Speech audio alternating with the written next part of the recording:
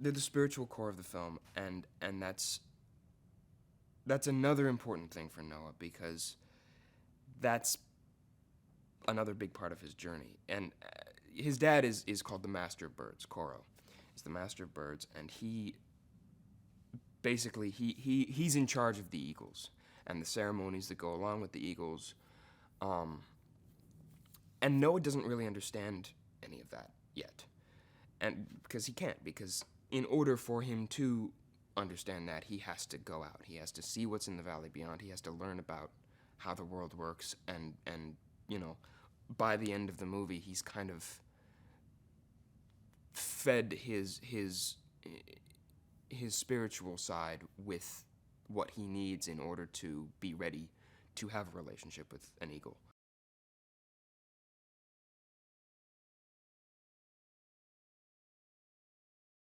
So Suna, Anaya, and Noah, we were born, we say, within a sunset. So we were born on the same night. And we've pretty much spent our entire lives with each other, bunking together, hanging out, climbing together. You know, we were born within a sunset, we climbed together. And that was sort of the way in for me with Noah, was these improvisations with Travis and Lydia, who play those characters, where we really found this dynamic that was completely organic, which was the coolest process for finding a character that I've ever been through, because it was just like, you just do it. Like, it was just impulse. And they both of them, we all have very specific traits and like kind of physical bodies that Elaine helped us find.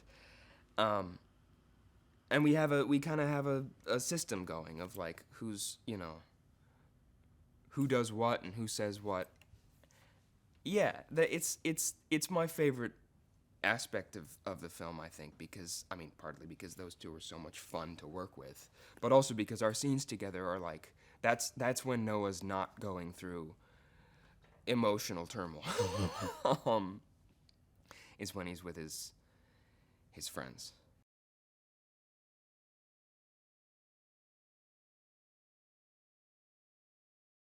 We were sitting on the floor, and we had to get up in ape school and become our ape character, get into our forms. And then he started interviewing us as the character, and it was the first time that I had spoken in as Noah. And I had no idea what the voice was going to be. It was terrifying, but it was so helpful to, you know, be asked these seemingly kind of innocuous questions and then have an answer that was just there. And I didn't really know how it was there, other than, you know, I'd read the script and I'd done that kind of stuff, but we hadn't really explored anything ever. And then we started doing these improvs where, like, we would be in a room and we would throw a ball back and forth as apes with, you know, the kind of hands that apes have. We would just toss a ball. And it began, what I'm describing is the first instance of this, but it started happening almost every day, where we would do an exercise, and that exercise would grow into an improvisation that had no, like, setup. It wasn't like, okay, you are going to do this, and here's the situation, go. It was just like, we're tossing a ball back and forth, and suddenly we're trying to get it from each other, and now we're putting it on each other's heads, and now we're chasing each other, and now the whole room is in a frenzy of you know, playing with these tennis balls.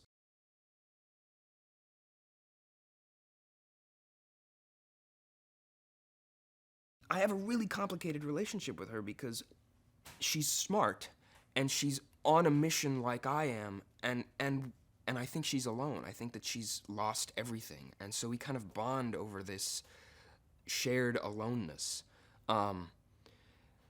which then, of course, again, turns out to be a complete lie. But we really, in the middle of the film, we really kind of developed this friendship that is totally unexpected to me, because she's a Echo, and Echoes suck, which of course is then all shattered because she just lies all the time. But we still have to work together, which is interesting later on in the film because I can't trust her, but I have to be with her.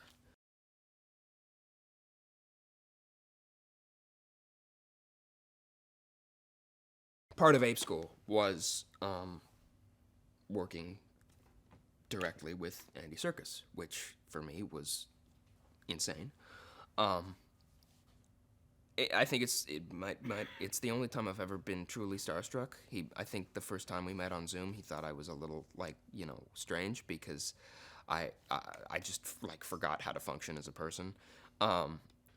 But he was so of course he was so brilliantly helpful in helping us find our characters and helping us tweak our characters and look at how the technology works with what we're doing.